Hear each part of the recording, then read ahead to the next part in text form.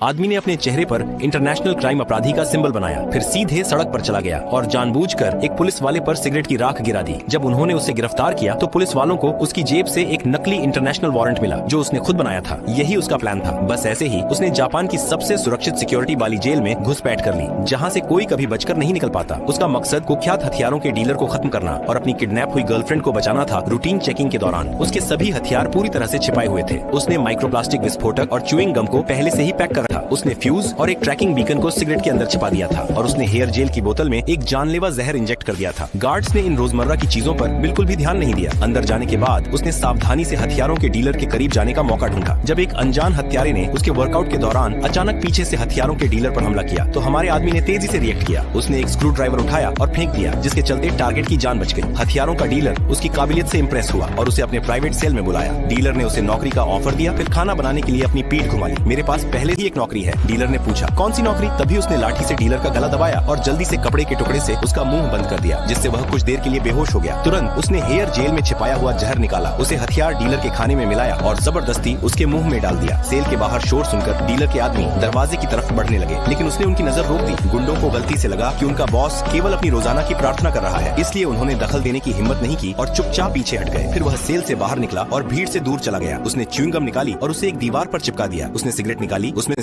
उसमें से फ्यूज निकाला और उसे जला दिया। जेल के गार्ड्स ने उसे देखा और उसकी तरफ बढ़ने लगे। उसने सिगरेट के अंदर छिपा हुआ ट्रैकिंग बीकन निगल लिया। गार्ड्स अब सिर्फ 30 मीटर दूर थे। वह झुका और दीवार से सटकर बैठ गया। एक गार्ड ने चेतावनी के तौर पर गोली चलाई। वह दीवार के पीछे से निकला और चट्टान के किनारे की तरफ भागा। उसने दौड़ते हुए छलांग लगाई और एक परफेक्ट डाई लगाकर समुद्र में कूद गया और उसका इंतजार कर रही नाव की तरफ तैरने लगा। वह सुरक्षित रूप से नाव पर चढ़ गया और तुरंत किडनैपर्स से संपर्क किया। अगले पार्ट के लिए कमेंट करें।